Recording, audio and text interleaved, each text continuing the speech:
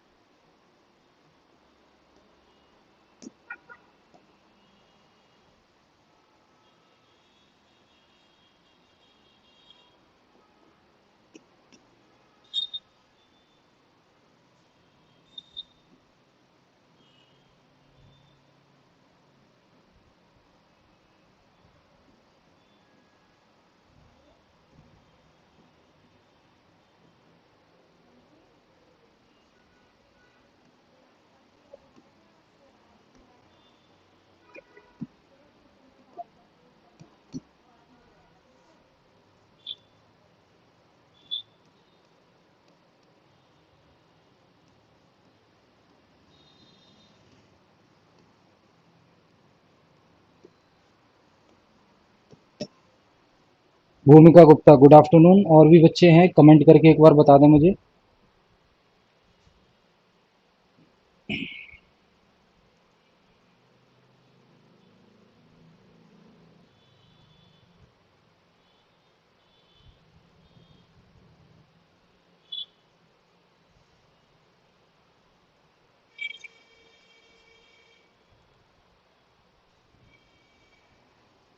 देखिए, balance of payment को दूसरे नाम से भी जानते हैं, इंपोर्ट एक्सपोर्ट अकाउंट भी कहते हैं इसको। क्या कहते हैं?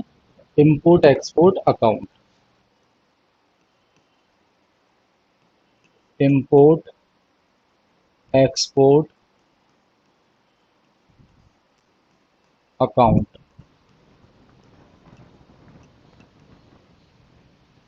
इंपोर्ट एक्सपोर्ट अकाउंट भी इसको कहते हैं। क्या होता है ये, समझेंगे। Balance of payment is a record of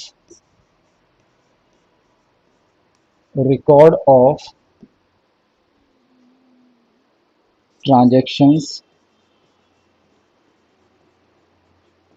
transactions in foreign exchange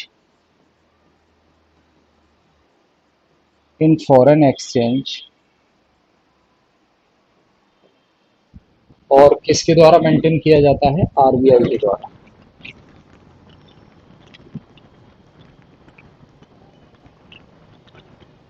maintained by reserve bank of India.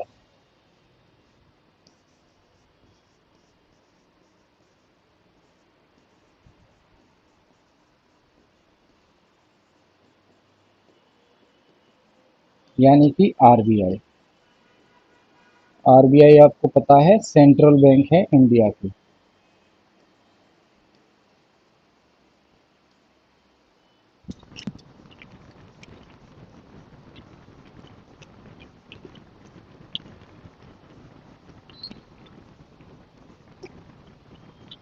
ठीक है। तो जो भी इंपोर्ट और एक्सपोर्ट होता है, एक तरफ भारत है, और दूसरी तरफ अन्य देश हैं। एक तरफ भारत है और दूसरी तरफ अन्य देश। ठीक है। तो भारत से और या अन्य देश से भारत में जो आयात निर्यात होता है, आयात और निर्यात, उसका एक रिकॉर्ड होता है, लेखा जोखा, रिकॉर्ड, उसे ही कहते हैं BOP, balance of payment. Note करेंगे इसको।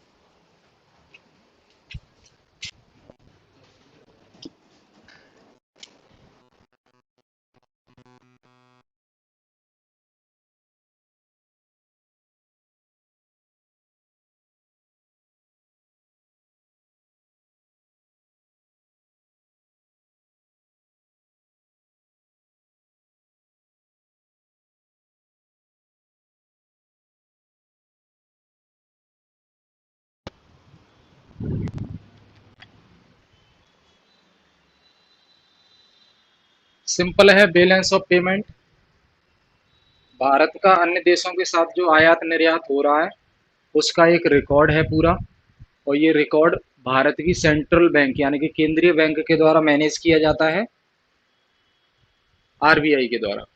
ठीक है, तो नोट करेंगे इसको।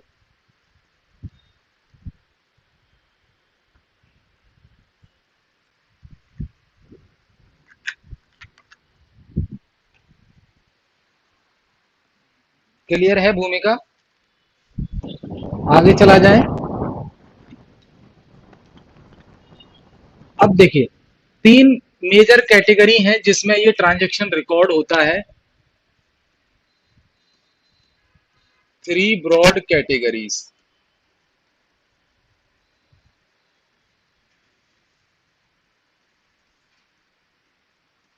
थ्री ब्रॉड कैटेगरीज, इन तीन कैटेगरी में ये रिकॉर्ड होता है ट्रांजैक्शन।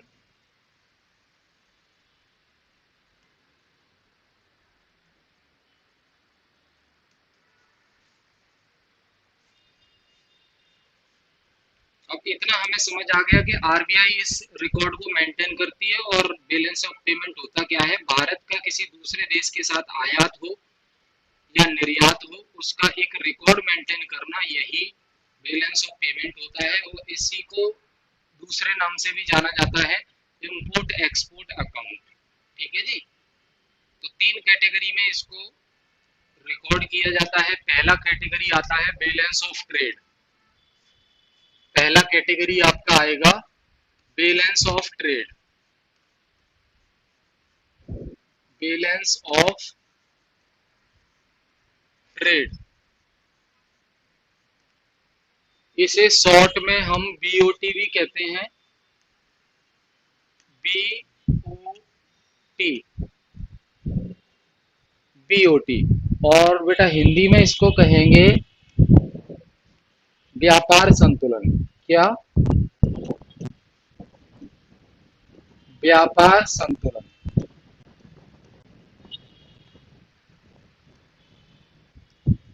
ठीक है जी। तो पहली कैटेगरी है बैलेंस ऑफ ट्रेड्स की। ये एक्चुअली गुड्स के लिए होती है। किसके लिए? गुड्स।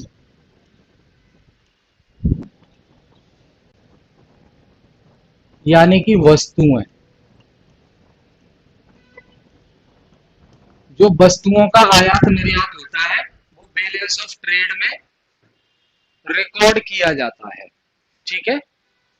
दूसरा है बेटा balance of invisibles. Balance of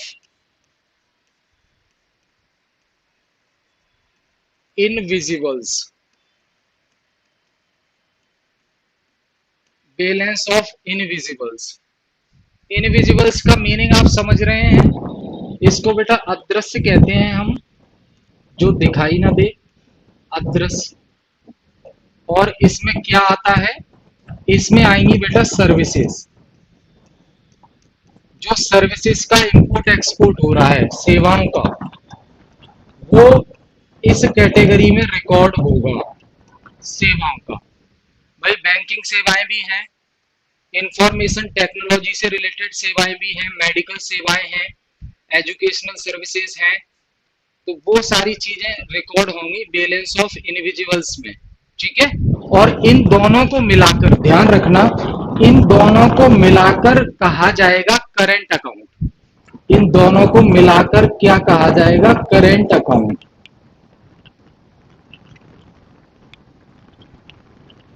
ये दोनों आएंगी करेंट अकाउंट की कैटेगरी में। ठीक है। दूसरा, इसके बाद तीसरा आएगा balance of capital account.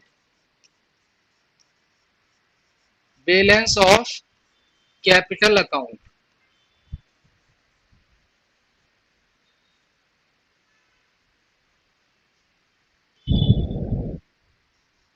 Balance of capital account,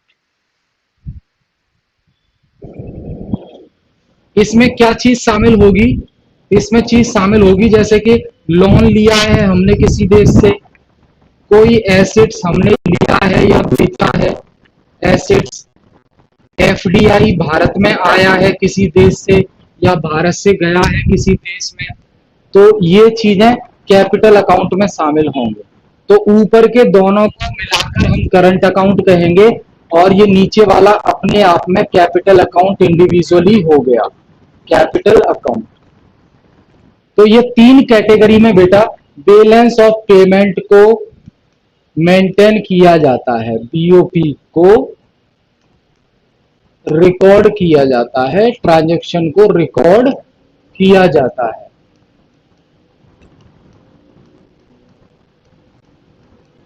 तीन कैटेगरी में, balance of trade, balance of invisibles और बैलेंस ऑफ कैपिटल अकाउंट। जो शुरुआत की दो है उनको मिलाकर करंट अकाउंट बन जाएगा और थर्ड वाला अपने आप में कैपिटल अकाउंट सेपरेट है, जिसमें इंक्लूड होंगे लोन, एफडीआई यानी कि फॉरेन डायरेक्ट इन्वेस्टमेंट और कोई भी एसेट्स।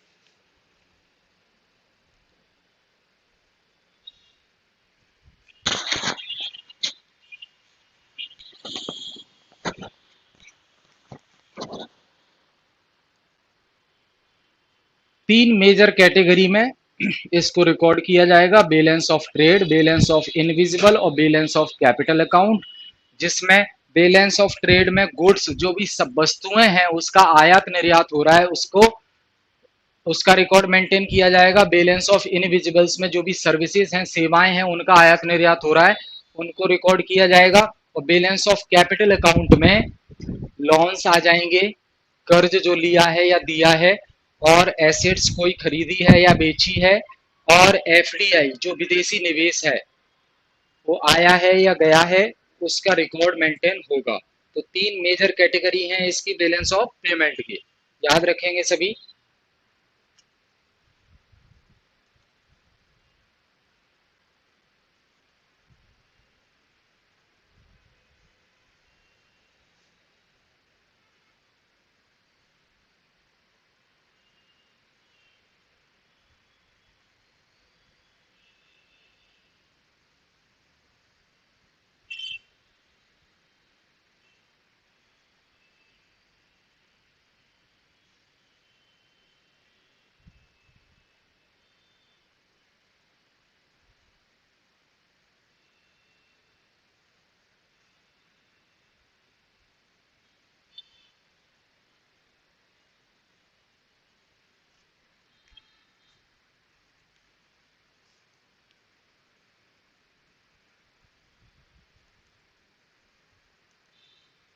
क्लियर है, आगे चलें।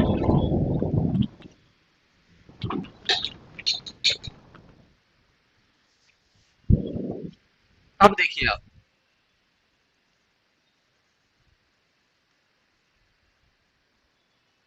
Balance of payment.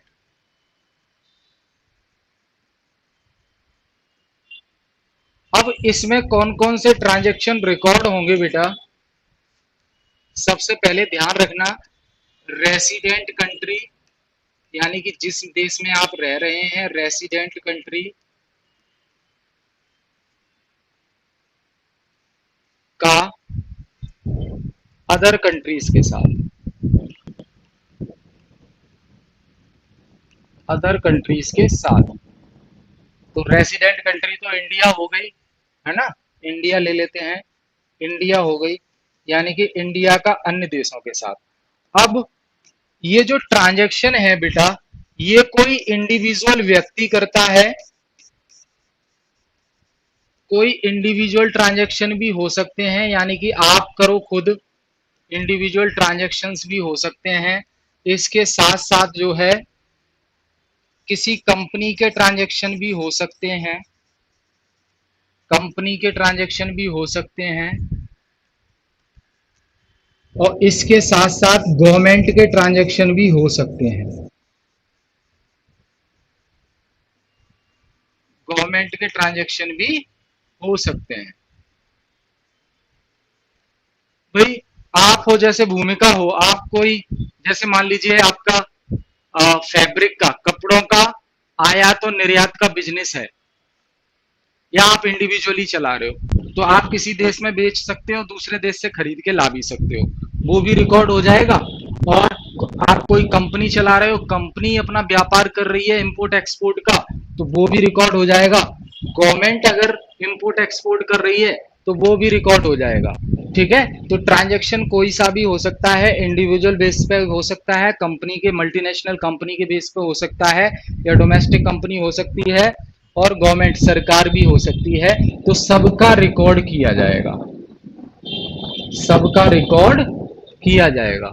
ठीक है, ध्यान रखना, सबका रिकॉर्ड किया जाएगा। अब इसमें कंडीशन बनती है बेटा, इसमें कंडीशन क्या बनेगी आपकी, कंडीशंस क्या बनेगी। पहली कंडीशन,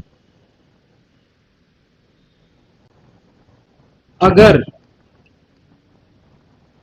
भारत का भारत का एक्सपोर्ट ज्यादा है, यानी कि भारत दूसरे देशों को एक्सपोर्ट कर रहा है, यानी कि निर्यात, भारत का निर्यात ज्यादा है, और import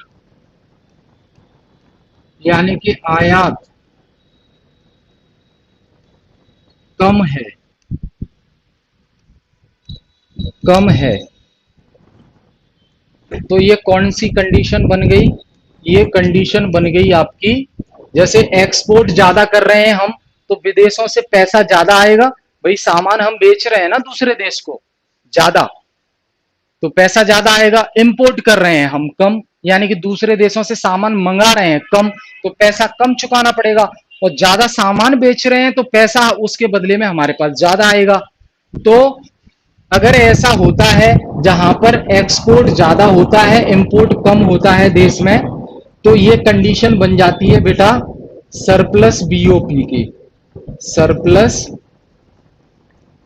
BOP, surplus balance of payment. Surplus का मतलब है अधिकता, यानी कि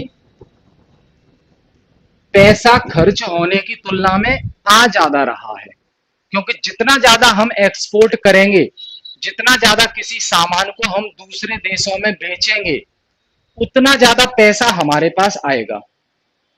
और अगर हम एक्सपोर्ट कम कर रहे हैं, इंपोर्ट ज्यादा कर रहे हैं, यानी कि दूसरे देशों से सामान मंगाए जा रहे हैं, तो उसके बदले में हमें पैसा भी तो चुकाना पड़ेगा। तो पैसा जा बहुत रहा है इंडिया से, लेकिन आ नहीं रहा। आ क्यों नहीं रहा, क्योंकि एक्सपोर्ट कम कर रहे हैं हम।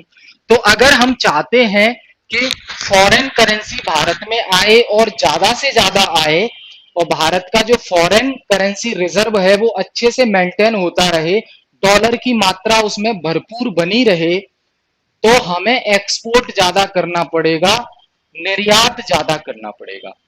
वही कंडीशन है पहली, अगर निर्यात ज्यादा है इसका मतलब पैसा बहुत ज्यादा आएगा हमारे पास।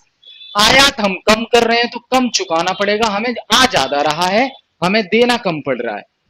तो इस कंडीशन को हम सरप्लस बीओपी कहते हैं, यानी कि पॉजिटिव। अधिकता का मतलब है, सरप्लस का मतलब पॉजिटिव है, हम निगेटिव में नहीं है, पॉजिटिव। ठीक है। दूसरी कंडीशन इसके अपोजिट में बनेगी। दूसरी कंडीशन है जब जब इंपोर्ट ज्यादा है, भारत इंपोर्ट ज्यादा कर रहा है, ज्यादा है, और उसकी कंपैरिजन में एक्सपोर्ट कम है, उसके कंपैरिजन में एक्सपोर्ट कम है। तो एक्सपोर्ट कम है यानी कि सामान बेच हम बहुत कम रहे हैं, तो पैसा भी कम आएगा। आयात बहुत ज्यादा कर रहे हैं, इंपोर्ट बहुत ज्यादा कर रहे हैं, यानी कि चाइना से या किसी दूसरे देश से सामान मंगा बहुत रहे हैं, तो बदले में चाइना को पैसा तो बहुत देना पड़ेगा ना, तो पैसा कम आएगा। तो ये इस कंडीशन को हम कहेंगे डेफिसिट बीओपी। क्या कहेंगे बेटा, डेफिसिट बीओपी। ये कंडीशन हमारी बनेगी डेफिसिट, डेफिसिट बीओपी, यानी डेफिसिट का मतलब है घाटा, लॉस, क्योंकि उतना पैसा हम कमा नहीं रहे हैं जितना चुका रहे हैं विदेश में। तो ये हो गया deficit BOP, deficit BOP. Clear है भूमिका, नोट करेंगे इसको।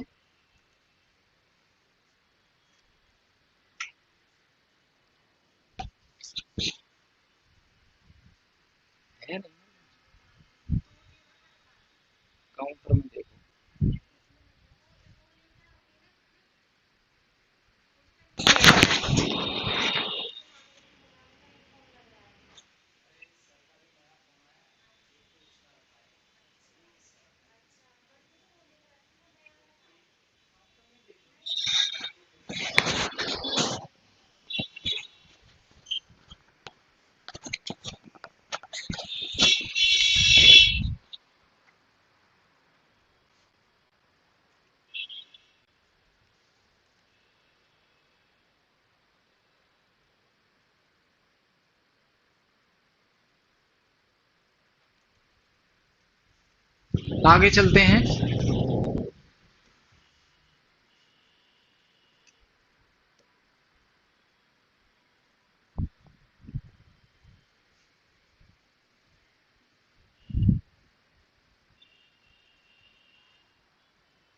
Balance of trade,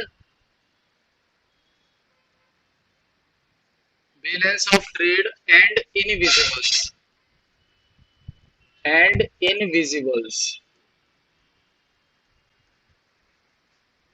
balance of trade and invisibles. तो ये किस में आएगा, मैंने अभी बताया आपको, करेंट अकाउंट में आएगा ये, है ना,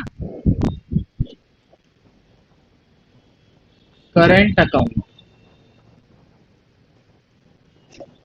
ठीक है भाई। अब balance of trade and invisible जो कि आ रहा है करंट अकाउंट की कैटेगरी में, इसमें क्या क्या मॉनिटर किया जाएगा, तो इसमें ध्यान रखना है आपको।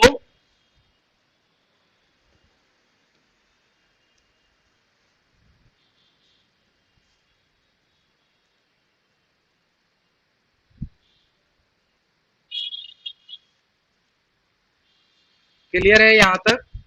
तो देखेंगे, the current account is used to, the current account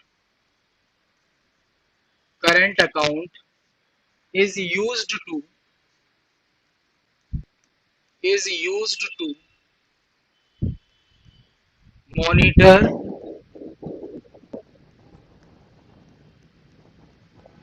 monitor, current account is used to monitor the inflow, the inflow and outflow, inflow and outflow of goods and services, of goods and services, and services between countries, between countries मतलब भारत और कोई और देश, between countries. ठीक है। तो current account का इस्तेमाल किस लिए किया जाता है, मॉनिटर यानी कि रिकॉर्ड करने के लिए। जो इनफ्लो है, इनफ्लो का मतलब हो गया इंपोर्ट,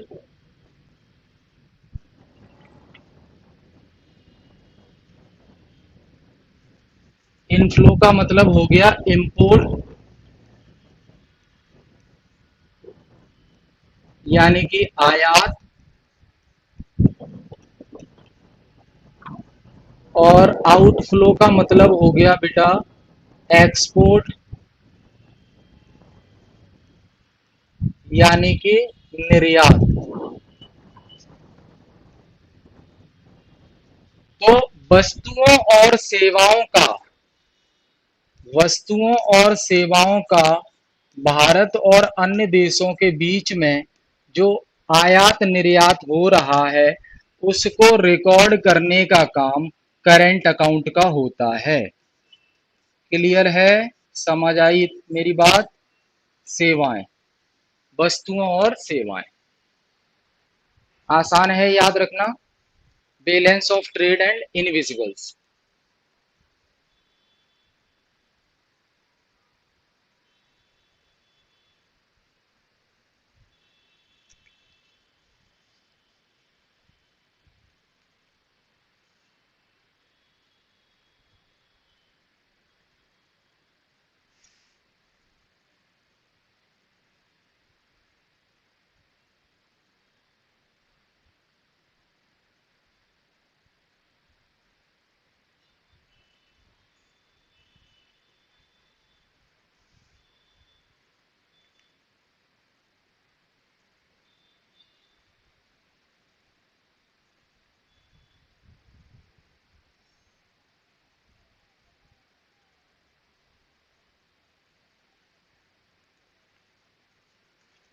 ठीक है।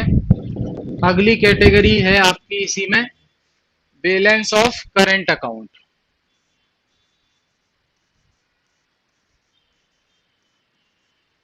Balance of current account. Sorry, current तो हो गया, कैपिटल अकाउंट।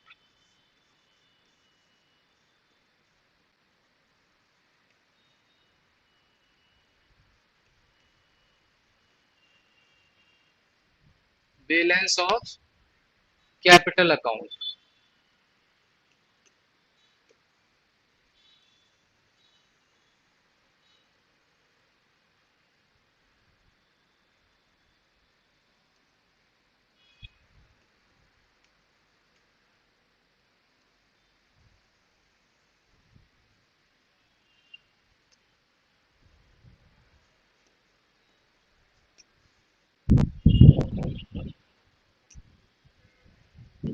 इसमें कैपिटल ट्रांजैक्शन मॉनिटर किए जाते हैं। Capital transactions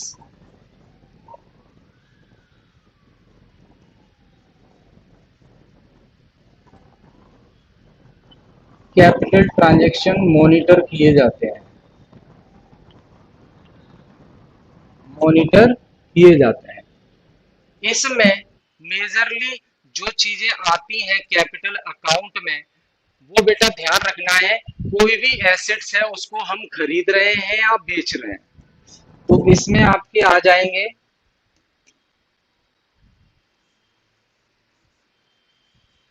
cell and purchase of assets. एक देश से दूसरे देश में खरीद रहे हैं और बेच रहे हैं, sale and purchase of assets. ठीक है, जैसे कि लैंड प्रॉपर्टी, एसेट्स आप समझ रहे हैं, लैंड या property.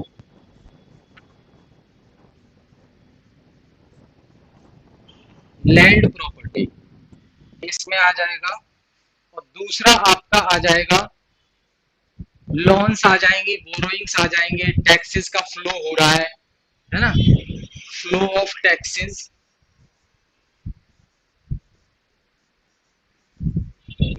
Flow of taxes, tax दे रही है। तीसरा आ जाएगा लोन्स एंड बोरोइंग्स, कर्ज एवं उधारी। और चौथा और आ जाएगा आपका एफडीआई, फॉरेन डायरेक्ट इन्वेस्टमेंट, विदेशी प्रत्यक्ष निवेश।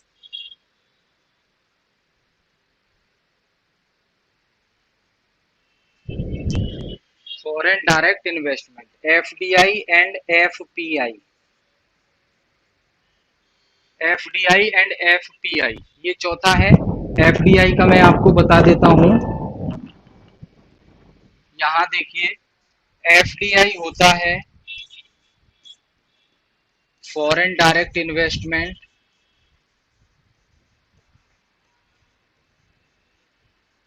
Foreign direct investment. और एफपीआई होता है बेटा foreign portfolio investment, foreign portfolio investment. ये दोनों ही बेटा विदेशी इन्वेस्टमेंट होते हैं। अंतर क्या है वो अभी बताऊंगा, ये याद रखेंगे आप।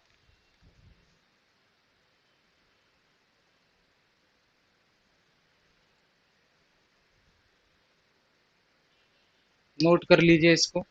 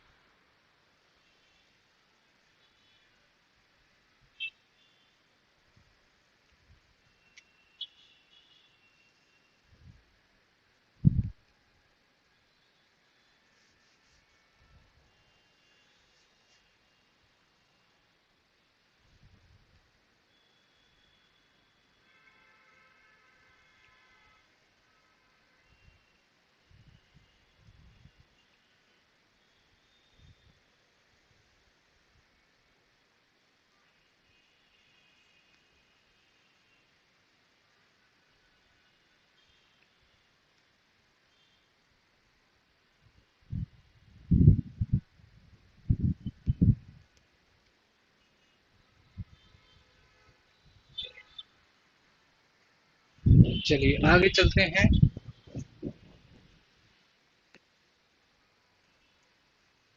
समझते हैं एफडीआई क्या होता है और एफपीआई क्या होता है।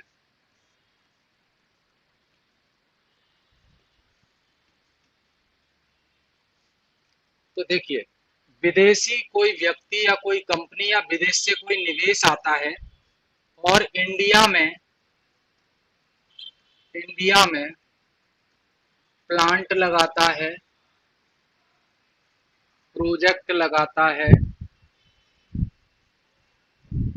ऑफिस बनाता है, ऑफिस बनाता है,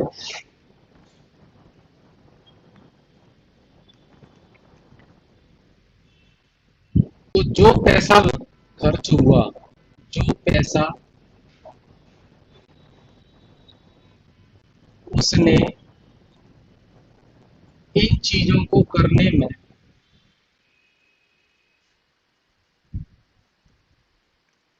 इन चीजों को लॉन्ग टर्म के लिए करने में जो लगाया,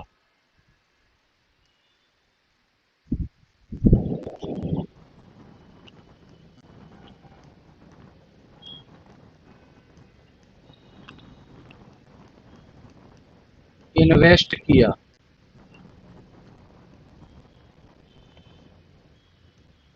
इसे एफडीआई कहते हैं।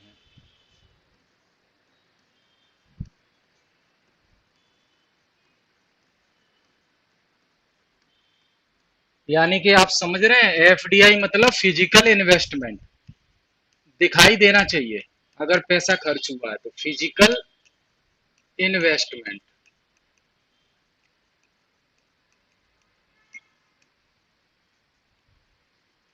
तो एफपीआई क्या होता है? Not a physical investment, not a physical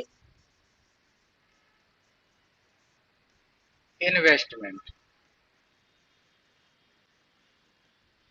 जैसे इंडिया की शेयर मार्केट में या स्टॉक मार्केट में पैसा लगाना।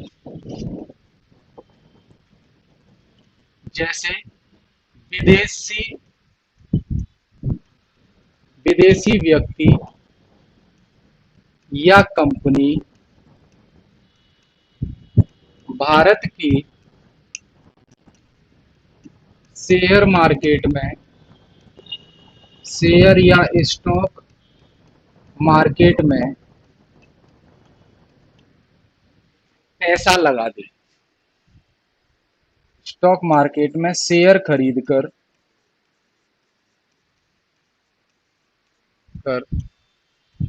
जो पैसा लगाया, जो पैसा लगाया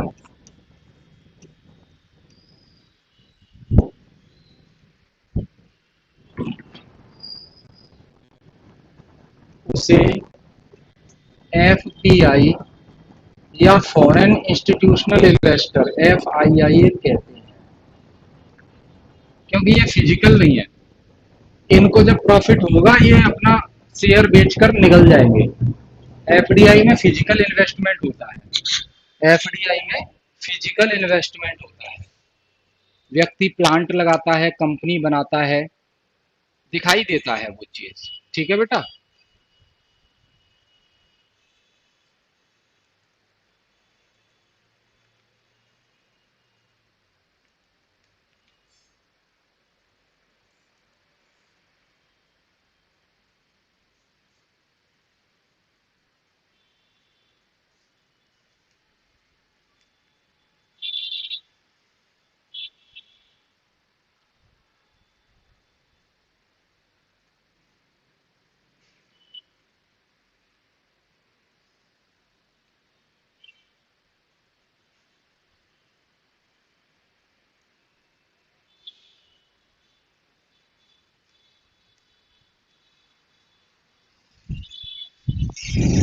अच्छा, अब हर देश चाहता है कि उसके पास विदेशी निवेश बहुत ज्यादा आए।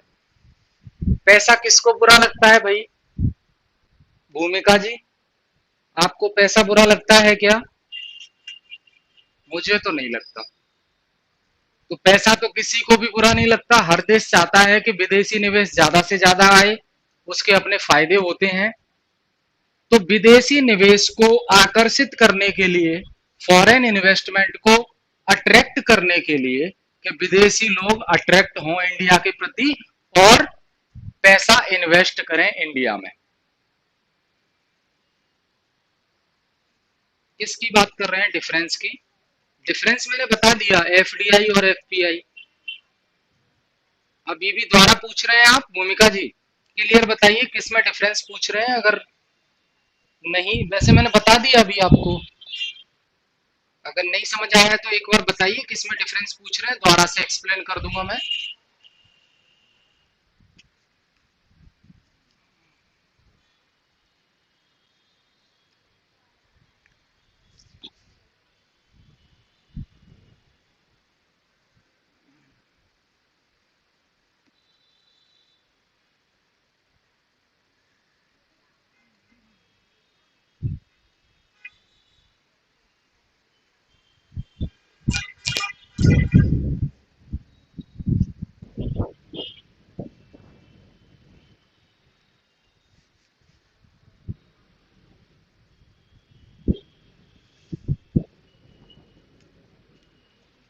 मैंने बताया बेटा, एफडीआई होता है फॉरेन डायरेक्ट इन्वेस्टमेंट, यानी कि physical investment.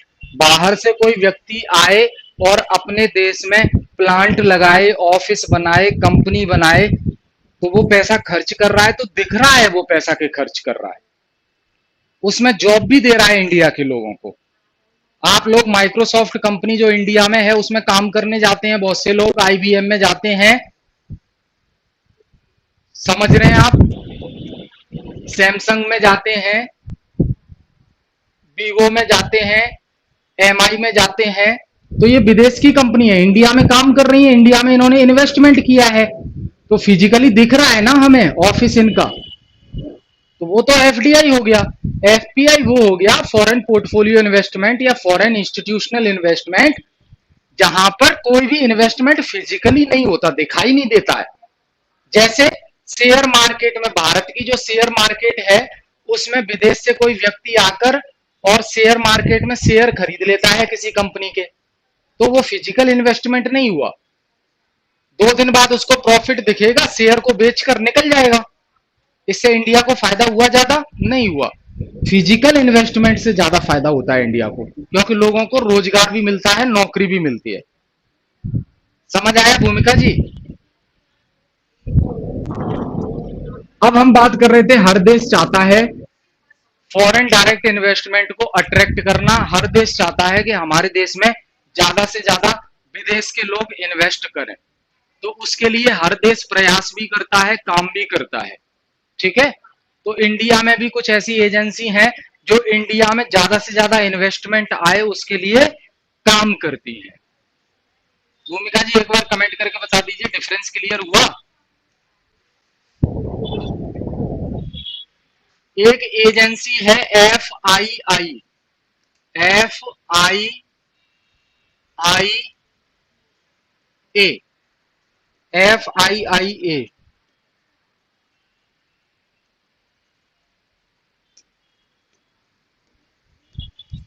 FII A, foreign investment implementation authority.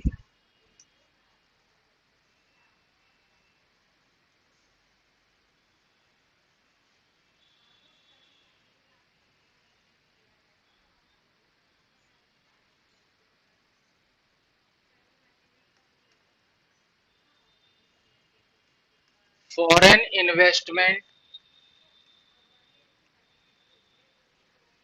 Implementation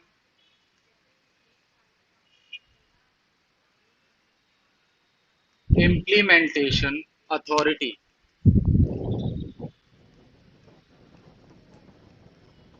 ये एजेंसी है जो विदेशी निवेश को आकर्षित करती है और विदेशी निवेश किस तरीके से ज्यादा आए उसके लिए काम करती है। ठीक है? अब इसमें होता कौन है बेटा? इसमें ब्यूरोक्रेट्स होते हैं, ब्यूरोक्रेट्स। ब्यूरोक्रेट्स मतलब समझ रहे हैं, आईएएस, आईपीएस, ये सीनियर लोग होते हैं ब्यूरोक्रेट्स, जिसे हम प्रशासनिक अधिकारी भी कहते हैं।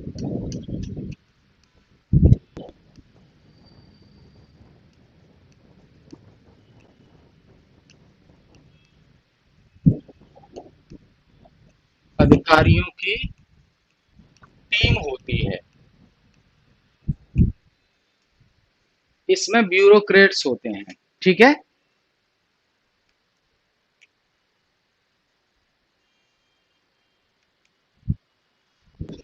अब करती क्या है, इसका मेजर काम क्या है। अगर इंडिया में कोई आता है और उसको बिजनेस स्टार्ट करना है, अगर इंडिया में कोई आता है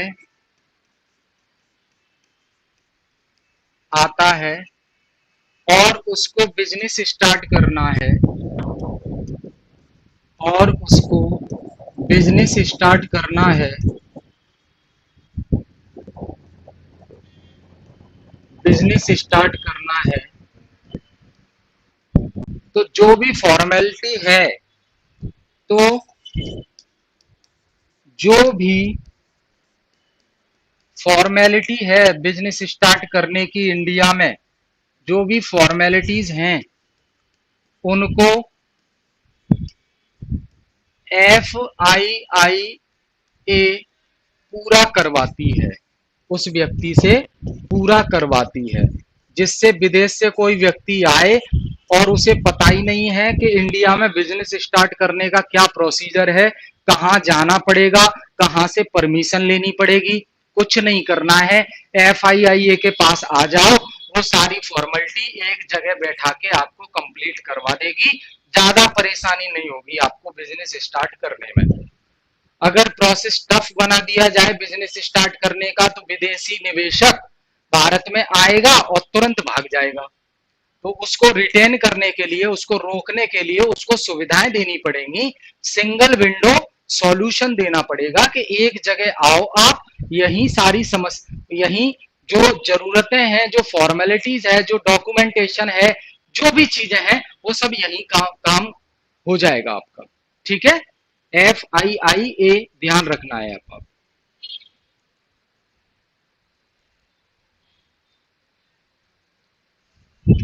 दूसरी बॉडी आएगी आपकी FIPC। FIPC,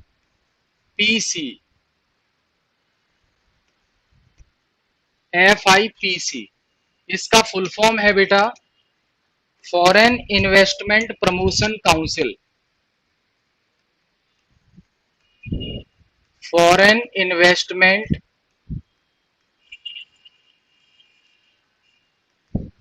promotion council.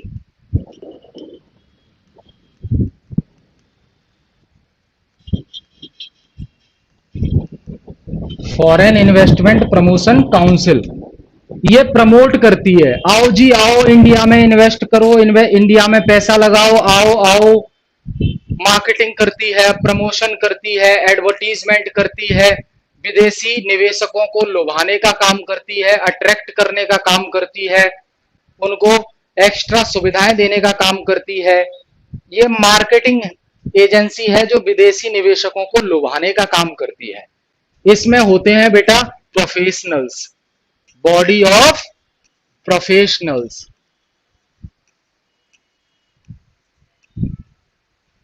Body of professionals, यानी कि जो एक्सपर्ट लोग होते हैं ब्रांडिंग और प्रमोशन से लेकर, ब्रांडिंग करना, मार्केटिंग करना, MBA वालों को आप काउंट कर सकते हैं इसमें, मार्केटिंग करना, एडवर्टीजमेंट करना,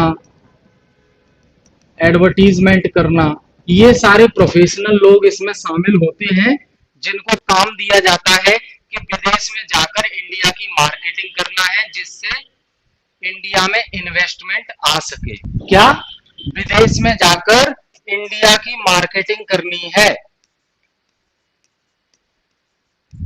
विदेश में जाकर इंडिया की मार्केटिंग करनी है। इंडिया की मार्केटिंग करनी है और कहना है आओ जी आओ, आपको सब कुछ मिलेगा, बढ़िया रोड मिलेंगे, बिजली मिलेगी 24 घंटे, पानी मिलेगा, सारी सुविधाएं दी जाएंगी। विदेश में जाकर इंडिया की मार्केटिंग करते हैं, जिससे विदेशी लोग विदेशी लोग भारत में इन्वेस्टमेंट करने आए, इन्वेस्टमेंट करने आए। ठीक है जी। FIPC foreign investment promotion council,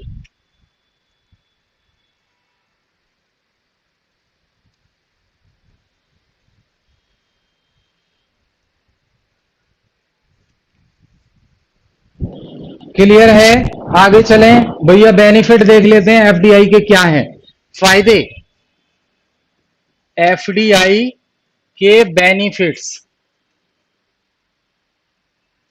FDI के बेनिफिट्स यानी कि फायदे। फायदे क्या हैं एफडीआई के?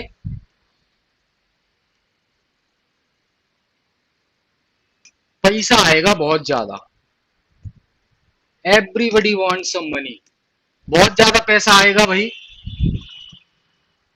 एफडीआई के फायदे तो यही हैं। तो सबसे पहले ध्यान रखेंगे, इट ब्रिंग्स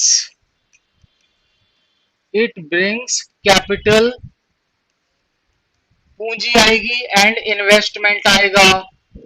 आओ जी, पैसा आ गया, कंपनी ओपन करो, भारत के लोगों को रोजगार दो, भारत सरकार को टैक्स दो, पैसा ही पैसा हो गया। ठीक है। तो क्या कैपिटल आता है, इन्वेस्टमेंट आता है, उसके साथ साथ न्यू टेक्नोलॉजी भी तो आती है। माइक्रोसॉफ्ट कंपनी अगर भारत में काम करने आ रही है तो अपनी टेक्नोलॉजी भी तो ला रही है साथ में, उसे भी भारत के लोग सीख सकते हैं ना। तो नई टेक्नोलॉजी आ गया, नई टेक्नोलॉजी का क्या हो गया, श्री गणेश, यानी कि नई टेक्नोलॉजी आ गई भारत में, अब भारत के लोग उसको सीख लेंगे। ठीक है। नई टेक्नोलॉजी आ गई, अब नई टेक्नोलॉजी आ गई, पैसा भी आ गया, कंपनी भी ओपन हो गई, तो भारत सरकार का क्या हुआ, रिवेन्यू इंक्रीज हो गया, रिवेन्यू इंक्रीज हो जाएगा भारत सरकार का, यानी कि टैक्स कलेक्ट करेगी गवर्नमेंट ऑफ इंडिया, तो भारत सरकार का रिवेन्यू बढ़ जाएगा, राजस्व बढ़ जाएगा। रेवेन्यू इंक्रीज मतलब राजस्व में बढ़ोतरी हो जाएगी, राजस्व में बढ़ोतरी, ये फायदा है एफडीआई का। क्लियर है बेटा?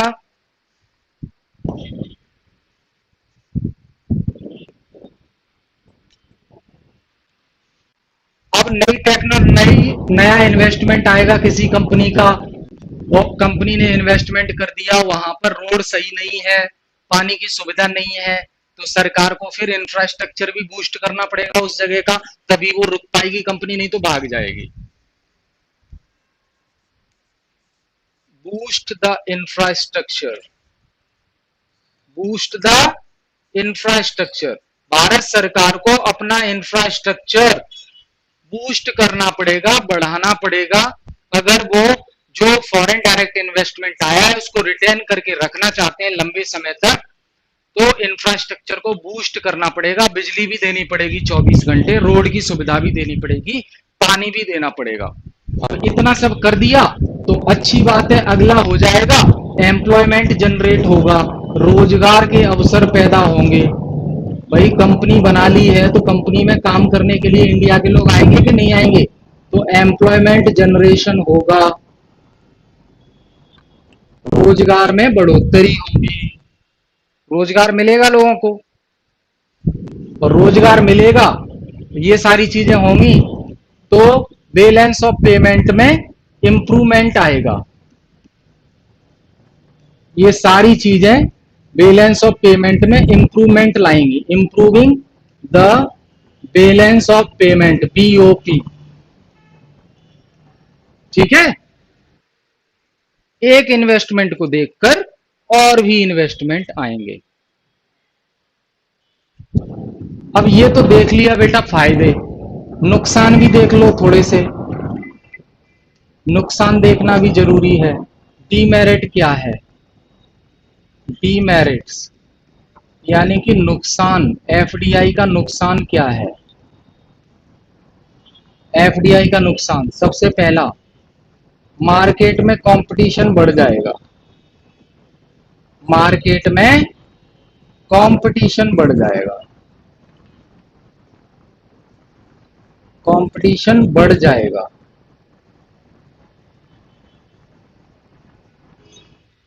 वही पता लगा, अभी तक तो इन्फोसिस कंपनी आईटी सर्विसेज में काम कर रही थी, माइक्रोसॉफ्ट भी आ गई तो उसमें कंपटीशन बढ़ गया। ठीक है।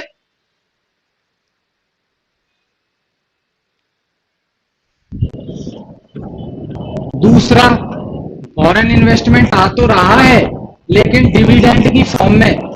विदेश में जो लोग बैठे हैं, विदेश में जो लोग बैठे हैं इस कंपनी के मालिक, उनको सैलरी जाएगी इंडिया से ही जाएगी विदेश में, तो वो पैसा जा रहा है तो वो लॉस ही है। डिविडेंड सैलरी मूव करेगा फ्रॉम इंडिया से विदेश में। माइक्रोसॉफ्ट कंपनी के मालिक को पैसा जाएगा कि नहीं जाएगा इंडिया से कमा के, तो वो मूव कर रहा है। और यहां हम लेटेस्ट टेक्नोलॉजी की बात कर रहे हैं, हो सकता है नुकसान में कि वो पुरानी टेक्नोलॉजी लेके आए। ठीक है, याद रखना है ये।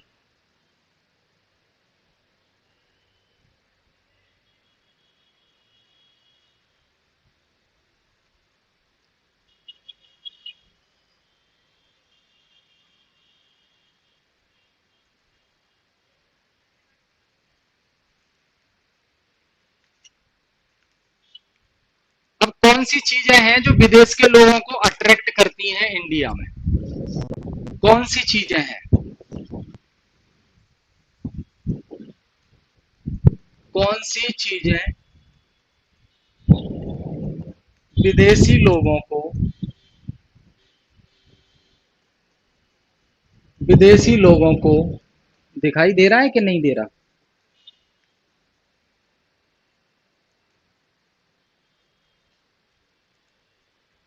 कौन सी चीजें विदेशी लोगों को भारत में इन्वेस्ट करने के लिए अट्रैक्ट करती हैं? भारत में इन्वेस्ट करने के लिए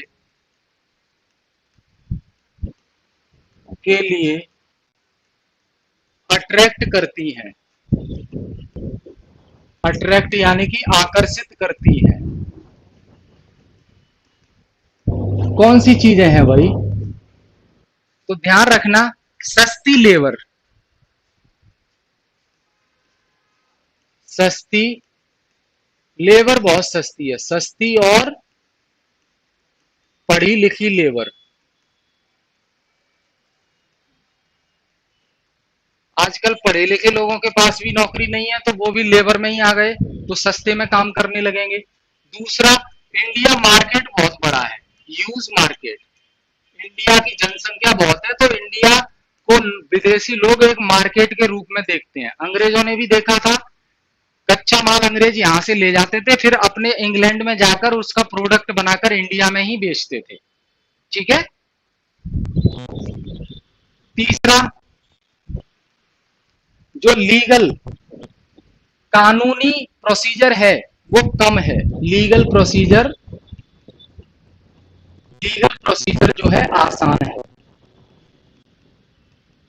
ये चीजें अट्रैक्ट करती हैं विदेशी लोगों को भारत में इन्वेस्टमेंट करने के लिए।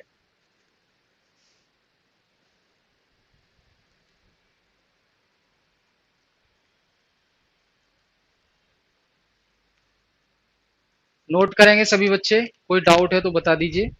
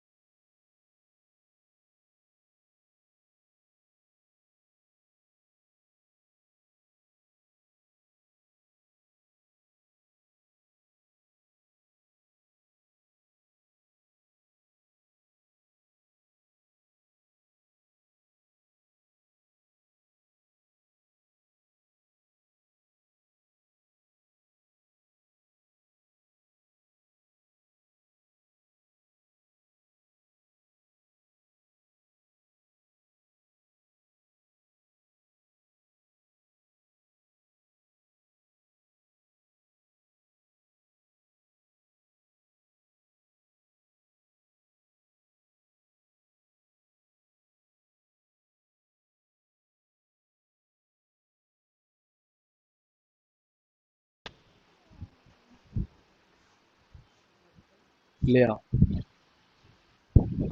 हाँ जी भूमिका जी, क्लियर है यहाँ तक?